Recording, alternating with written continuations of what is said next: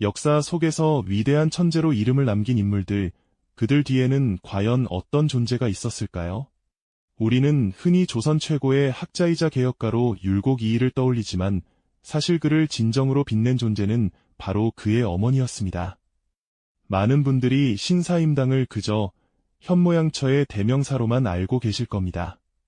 하지만 그녀는 단순히 가정을 돌보고 자녀를 양육하는 데 머무르지 않는 시대를 앞서간 비범한 여성이었죠. 과연 그녀는 어떤 특별한 지혜와 방식으로 아들을 길러냈기에 한 시대를 넘어 국가의 미래를 바꿀 위인을 탄생시킬 수 있었을까요?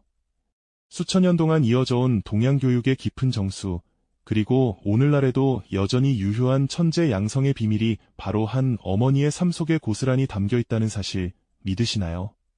우리가 미처 알지 못했던 신사임당과 율곡 이이의 특별한 인연, 그 숨겨진 이야기가 지금부터 펼쳐집니다.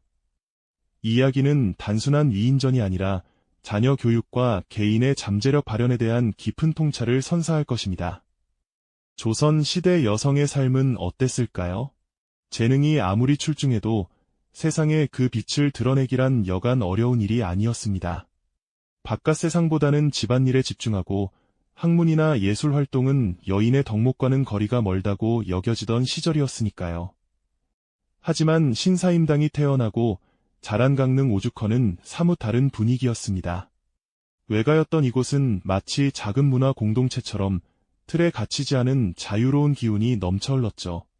특히 그녀의 부모님은 당시로서는 파격적일 만큼 열린 사고를 지닌 분들이셨습니다. 딸의 재능을 일찍이 알아보고 아들, 딸 구별 없이 학문과 예술을 마음껏 탐구하도록 적극적으로 격려하고 지원해 주셨죠. 어린 신사임당은 그 자유로운 환경 속에서 자신의 비범한 재능을 마음껏 펼쳤습니다. 고즈넉한 오죽헌 마당에 앉아 자연의 풍경을 화폭에 담는 일은 그녀에게 일상이었습니다. 섬세한 붓터치로 풀벌레 한 마리, 풀꽃 한 송이까지도 생명력 있게 그려냈고 그 그림들은 마치 살아 움직이는 듯한 착각을 불러일으켰죠. 단순히 그림만 잘 그린 것이 아니었습니다. 아버지 옆에서 경전과 역사서를 탐독하며 지식을 쌓았고 빼어난 글씨 실력까지 겸비했으니 그야말로 다재다능한 천재가 아니었을까요? 당시 여성들에게는 상상하기 어려웠던 깊이 있는 학문 탐구와 예술 활동은 그녀를 평범함 속에 가두지 않았습니다. 오히려 시대를 초월한 예술가이자 지식인으로 성장하는 밑거름이 되었죠. 신사임당의 비범함은 단순히 타고난 재능에서만 비롯된 것이 아니었습니다. 어린 시절부터 그녀가 마주했던 오죽헌의 대나무숲, 그곳에서 들려오는 바람소리, 그리고 부모님의 따뜻한 지지와 격려는 그녀의 내면 세계를 더욱 풍요롭게 만들었을 겁니다. 이러한 환경 속에서 그녀는 자신만의 독특한 세계관과 삶의 철학을 정립해 나갔습니다. 훗날 그녀가 위대한 학자를 길러낼 수 있었던 것도 어쩌면 이 시기에 형성된 깊이 있는 사유와 통찰 덕분이 아니었을까요? 그녀는 단순한 재능을 넘어선 시대를 읽고 미래를 내다보는 해안을 지닌 여인이었습니다. 그녀의 삶은 조선시대 여성에게 허락된 한계를 과감히 뛰어넘는 놀라운 도전의 연속이었던 셈이죠. 과연 이토록 특별했던 신사임당이 어머니가 되었을 때 어떤 교육 철학으로 아들을 길러냈을지 궁금해지지 않으신가요? 자, 그럼 이제 그 궁금증을 풀어볼 시간이죠. 신사임당은 단순히 지식을 가르치는 것을 넘어 아이 스스로 세상을 탐구하고 자신의 길을 찾아가도록 돕는 독특한 교육 철학을 가지고 있었습니다. 그녀는 율곡의 타고난 재능을 일찍이 발견하고 그 재능이 세상의 이로운 방향으로 피어날 수 있도록 끊임없이 지지하고 격려했죠. 자연의 이치를 통해 삶의 지혜를 깨우치게 하고 예술을 통해 감성을 단련하며 책을 통해 세상을 이해하는 넓은 시야를 길러주었습니다. 율곡은 어머니의 지혜로운 가르침 속에서 무럭무럭 자라났고 그 지성은 조선이라는 시대가 감당하기 어려울 만큼 깊고 넓어졌습니다. 그의 앞날은 탄탄대로처럼 보였죠. 하지만 운명은 언제나 예기치 않은 순간에 찾아오는 법인가 봅니다. 어느 날 갑자기 온 가족에게 청천벽력 같은 소식이 전해집니다. 늘 자애롭고 현명했던 어머니, 신사임당이 갑작스럽게 세상을 떠났다는 비보였죠. 당시 16살의 어린 율곡에게 이 소식은 감당할 수 없는 거대한 충격으로 다가왔을 겁니다. 세상의 전부였던 어머니의 부재는 그의 삶을 송두리째 흔들어 놓았을 테고요. 그의 마음은 마치 거친 파도가 몰아치는 바다처럼 요동치지 않았을까요? 슬픔과 절망, 그리고 앞날에 대한 막연한 불안감이 뒤섞여 어린 소년의 어깨를 짓눌렀을 겁니다. 어쩌면 그는 자신을 이끌어주던 가장 밝은 등대가 사라진 듯한 상실감에 휩싸였을지도 모릅니다. 어머니의 갑작스러운 빈자리는 율곡에게 깊은 방황을 안겨주었습니다. 그는 슬픔에 잠겨 어머니가 남긴 그림들을 말없이 바라보기도 하고 어머니의 손때 묻은 붓을 매만지며 지난 날을 그리워했죠. 마치 어머니의 체온이라도 남아있을까 하여 애틋하게 유품들을 어루만지는 그의 모습이 눈에 선합니다. 하지만 그 어떤 것도 어머니의 빈자리를 채울 수는 없었을 겁니다. 결국 율곡은 세상의 모든 미련을 뒤로하고 홀로 금강산으로 들어가 깊은 고뇌의 시간을 갖기로 결심합니다.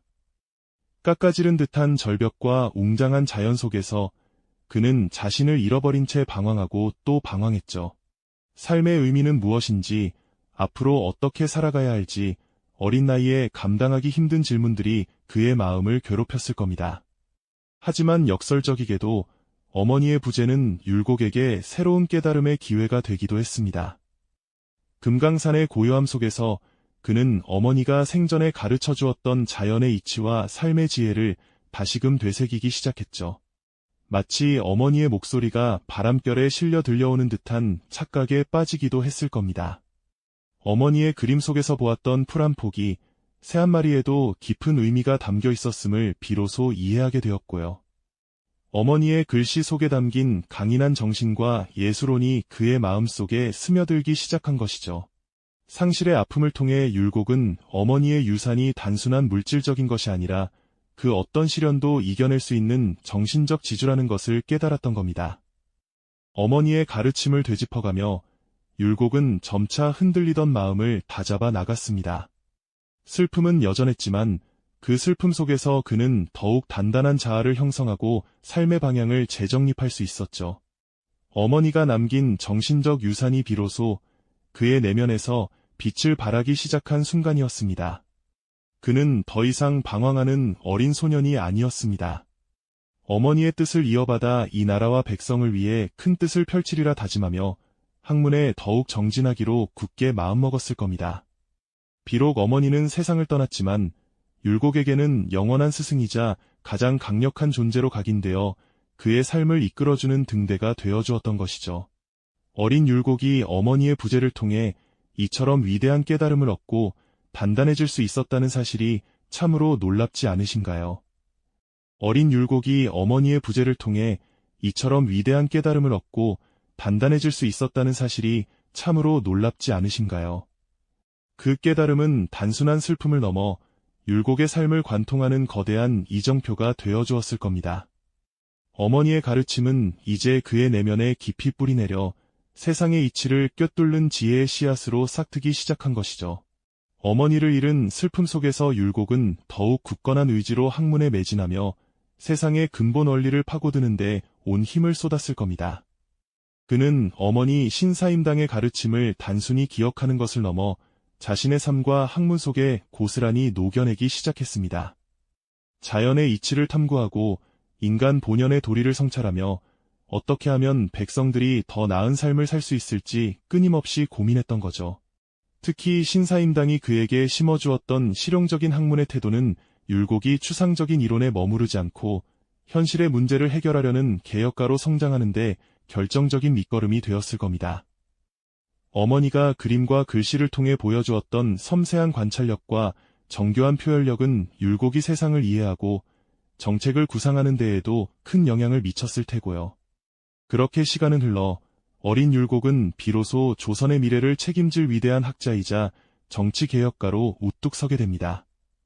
그의 학문적 깊이는 기바리 승일도설과 같은 독창적인 사상으로 꽃피웠죠.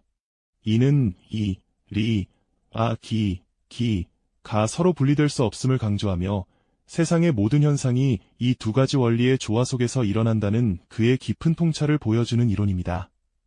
율곡은 이러한 철학적 기반 위에서 현실을 직시하고 백성들의 삶을 개선하기 위한 실질적인 방안들을 제시했습니다.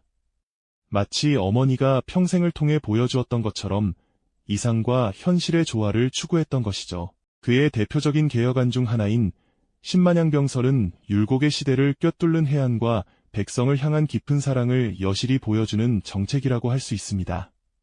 그는 임진왜란 발발 10년 전에 이미 외적의 침입을 예견하고 10만 명의 정예 병사를 양성하여 나라를 지켜야 한다고 주장했습니다. 당시 조정의 대신들은 그의 주장을 허황된 이야기로 치부했지만 율곡은 백성들의 안위를 위해 끊임없이 목소리를 높였습니다. 이는 단순히 군사력을 증강하자는 제안을 넘어 국가의 위기를 미리 대비하고 백성의 삶을 안정시키려는 그의 깊은 책임감에서 비롯된 것이었죠. 어머니가 늘 강조했던 미리 준비하는 삶의 지혜가 율곡의 정치 철학에 그대로 투영된 모습 아니겠습니까? 율곡은 또한 관료 사회의 부패를 질타하고 유능한 인재를 등용하여 민생을 안정시켜야 한다고 역설했습니다. 그의 개혁 사상은 당대의 수많은 지식인들에게 큰 영향을 미쳤고 조선 후기 실학 사상의 중요한 토대가 되기도 했습니다. 그가 남긴 수많은 저술과 정책들은 단순한 지식의 나열이 아니라 어머니로부터 물려받은 지혜와 백성을 향한 진심이 담긴 살아있는 가르침이었던 겁니다. 율곡은 어머니의 부재 속에서도 그녀가 남긴 그림 한 폭, 글씨 한 점, 그리고 삶의 태도 속에서 영원한 스승의 모습을 발견했을 겁니다. 마치 오죽헌의 대나무들이 비바람에도 흔들림 없이 굳건히 서 있듯이 율곡은 어머니의 가르침을 뿌리 삼아 어떤 어려움에도 굴하지 않는 강인한 정신을 지녔던 거죠. 그는 어머니가 생전에 남긴 병풍 앞에서 깊은 생각에 잠기기도 하고 오죽헌의 대나무 숲을 거닐며 어머니와의 추억을 되새기곤 했을 겁니다. 어머니는 더 이상 곁에 없었지만 그녀의 정신은 율곡의 학문과 사상 속에 살아 숨쉬며 조선시대를 밝히는 위대한 빛이 되었던 것이죠. 신사임당과 이율곡의 관계는 단순히 모자 관계를 넘어 시대를 초월한 정신적 스승과 제자의 특별한 유대를 보여주는 아름다운 예시가 아닐까요? 이처럼 한 어머니의 교육 철학이 한 시대를 넘어 국가의 미래를 바꾼 위인을 탄생시킬 수 있었다는 사실이 참으로 놀랍습니다. 어머니 신사임당의 깊은 가르침과 숭고한 정신은 그렇게 이율곡의 삶에 뿌리 깊게 스며들어 그가 훗날 조선 최고의 학자이자 시대를 앞서간 개혁가로 우뚝 서는 굳건한 토대이자 흔들림 없는 버팀목이 되었던 것이죠. 신사임당이 남긴 지혜와 강직함은 단순한 유산이 아니라 이율곡의 사상과 철학을 형성하는 핵심적인 기둥이 되어 시대를 초월한 영향력을 발휘하게 만들었습니다. 마치 깊은 샘에서 솟아나는 맑은 물줄기가 거대한 강을 이루듯 어머니의 교육 철학은 율곡의 삶 전체를 관통하며 조선의 미래를 밝히는 등불이 되었던 것이죠. 그는 어머니가 생전에 강조하셨던 실천적 학문의 중요성을 가슴 깊이 새기고 백성들의 삶을 더 나은 방향으로 이끌 다양한 정책들을 끊임없이 구상하고 과감하게 펼쳐나갔습니다. 나라의 안위를 깊이 염려했던 이율곡 선생의 대표적인 제안 중 하나가 바로 훗날 다가올 임진왜란을 대비하기 위한 신만양병설 아니겠습니까? 이는 시대를 앞서간 그의 놀라운 통찰력을 여실히 보여주는 대목이죠. 당시 조선의 안일한 분위기 속에서도 멀리 미래를 내다보고 국방력 강화를 주장했던 그의 해안은 어릴 적 어머니와 함께 자연의 이치를 탐구하며 사물의 본질을 꿰뚫어 보던 남다른 통찰력에서 비롯된 것이 아닐까요? 뿐만 아니라 그는 성리학의 심오한 이치를 끊임없이 파고들어 기바리 승일도설이라는 독자적이고 심오한 철학을 정립하며 조선 사상계에 길이 남을 큰 획을 그었죠. 이는 어머니가 가르쳐준 세상을 이해하는 근본적인 방식, 즉 이치와 기운이 하나로 어우러져 만물을 이룬다는 깊은 깨달음의 연장선상에 있었을 겁니다. 어머니 신사임당의 갑작스러운 죽음은 어린 율곡에게 헤아릴 수 없는 슬픔과 방황을 안겨주었지만 역설적으로 그녀의 존재를 더욱 강력하고 영원한 스승으로 각인시키는 결정적인 계기가 되었습니다. 비록 어머니가 더 이상 곁에 안 계셨지만 율곡은 어머니가 남긴 아름다운 그림과 품격 있는 글씨 속에서 그리고 생전에 늘 가르쳐 주었던 삶의 깊은 지혜 속에서 끊임없이 그녀를 만나고 교감했을 겁니다. 마치 어둠 속에서 등불을 찾듯 그는 어머니의 정신적 유산 속에서 자신의 존재 이유와 학문의 방향성을 다시금 확립하며 새로운 삶의 길을 찾아 나섰던 것이죠. 어머니의 갑작스러운 부재는 그에게 단순한 상실의 아픔을 넘어 오히려 더욱 단단한 자아를 형성하고 세상을 이롭게 할 위대한 힘을 키우는 결정적인 원동력이 되었던 겁니다. 이처럼 신사임당과 이율곡의 이야기는 단순히 과거 조선시대의 위인전을 넘어 오늘날 우리가 깊이 고민하는 진정한 교육의 의미와 가치를 다시금 되새기게 하는 거울과도 같습니다.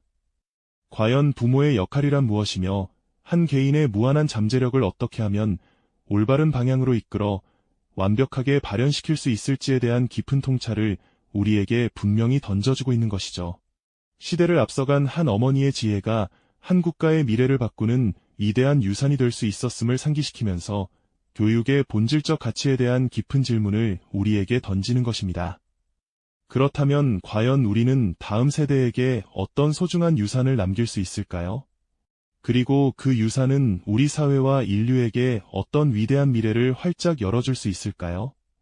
오늘 우리는 시대를 초월한 교육의 위대한 힘이 한 천재를 만들고 나아가 한 국가의 역사를 바꾼 놀라운 이야기를 함께 만났습니다.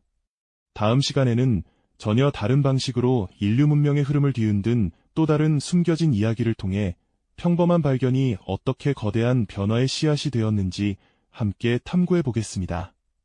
이 영상이 도움이 되셨다면 좋아요와 구독 부탁드립니다. 여러분의 응원이 제게 큰 힘이 됩니다. 다음 영상에서도 더 유용한 정보를 공유하겠습니다. 감사합니다.